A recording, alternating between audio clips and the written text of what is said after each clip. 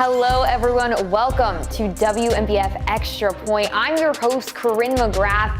We finally made it to week 10, the last Friday night regular season week. From rivalries to teams fighting for playoff spots, there was plenty of drama to go around tonight. And we start with our WNBF Extra Point game of the week. West Florence and South Florence have been on a collision course all season long. Both teams come into tonight unbeaten and would finally meet with not just a region title and playoff seeding on the line, but also the biggest city championship in Florence's history. Let's get it going. Here we go. Bruins versus Knights. West Florence would start on offense and would get on the board quick with this stellar throw. That's a 70-yard touchdown on third down, and the Knights are up early. That's how you start a rivalry game. The Bruins would have to settle for a field goal. Their first possession after a 3-and-out. Lenora Sellers taking care of business on the run game. Same possession, Sellers with the QB keeper, and the score is 10-7. Bruins. There we go. The Knights going for it on 4th and 1 here. The spot would be so close, they had to bring out the chains, and the Bruins defense stepping up big to force a turnover on downs. Yeah, that's something to celebrate for. Next offensive drive, Lenora Sellers doing it again, taking it to the end zone for his second rushing touchdown of the game. And if you really wanted to see him air it out, he did that too, as the Bruins score 24 unanswered points heading to halftime. Bruins prove they are number one, broadcasting a 45-13 win.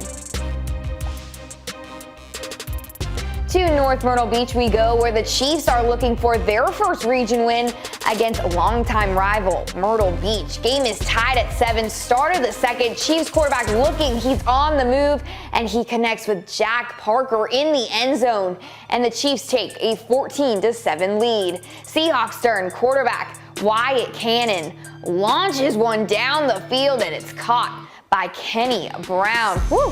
3 plays later, the Rock is back into the hands of Brown, who takes it past the goal line. And we've got a knotted up game here again. North Myrtle Beach back on offense. Gotta check out this snatch by Abraham White. That is doing your job right there.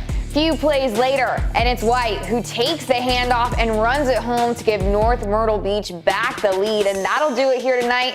Chiefs win it over Myrtle Beach 20-14, giving them the chance for an at-large bid in the playoffs. Rounding out Class 4A Region 6 action, the Wilson Tigers will play host to Hartsville. Wilson starting quick as Tramel Eccles connects deep to Zach Nobles on the first offensive play of the game. But Hartsville's defense forces a 4th down to stop their backs against the end zone to stop Wilson from scoring. The Red Foxes get a drive going on their own as Carmel McDaniel takes the handoff around to midfield. Hartsville going to the air now as McKendry Douglas slings it out to a wide open Jackson Moore, who wins the foot race into the end zone. Hartsville up.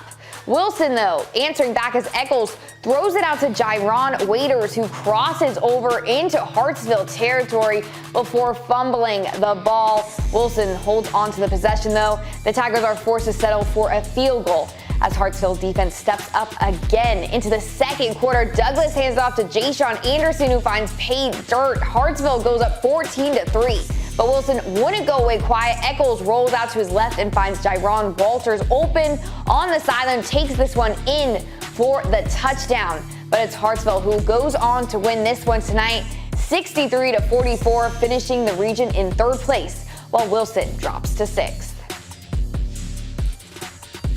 Now the St. James Sharks on the road for their final game of a very familiar foe against Carolina Forest Panthers. The Panthers would strike first and strike fast thanks to a beautiful pass from Scott Saylor to Anthony Aponte, and Carolina Forest is up 7-0. But St. James wouldn't be down for long. QB Connor Schwalm takes matters into his own hands, plowing through defenders and barely crossed the goal line for 6 points. The Sharks will come very close to missing the extra point, but the holder and kicker recover to make this a tied game. The Panthers would march down the field and get a field goal themselves, but here comes the Sharks running back Isaiah Brown, turning on the Jets to get into the end zone here. But here comes the Panthers. Scott Saylor would heave a dime to Desir Thompson. Man, look at that catch. He goes airborne for another touchdown, and Carolina forces back up by 3 points. As you can tell, this was a very competitive first half, but in the second half, it was all Carolina for us as they go on to win it 41-21. And the Tigers of Conway look to end the season 5 against a very strong Sumter team. Midway through the first quarter, John Peoples fights for a first down, and he's within the 20. Few plays later, it is fed jet again to John Peoples, but this time he puts points on the board, making it a 7-0 game. Gamecocks. The next drive for Conway. The ball will be snapped past Devin Granger, who chases the ball to the end zone until he tosses it out of the back end zone, resulting in a safety, to say the least. This was a rough game offensively and defensively for the Conway Tigers. They would lose 45-0. The Braves of Socastee marched their way to the Low Country to take on Wando. Woo! Tough one. First quarter, Socastee trying to get through the air, but Quadir Scott is sacked in the backfield. Later in the first, Scott tries to rebound, but he's picked off by Mikey Rosa. He brings it back deep into Socastee territory. Very next play, the handoff to AJ Gathers, and he straight up runs over and through the Braves defense for the touchdown, making Socastee not being able to score there. Big runs by Gathers would be the theme as this game, as he once again runs over Socastee's players. But this would be a close, low-scoring defensive game in the second half. The Wando Warriors end up getting a 3-point win. 10-7 is your final. Well, a lot more action is on the way here on Extra Point. We'll take you through Class 3A, 2A, 1A, and SCISA right after a quick timeout.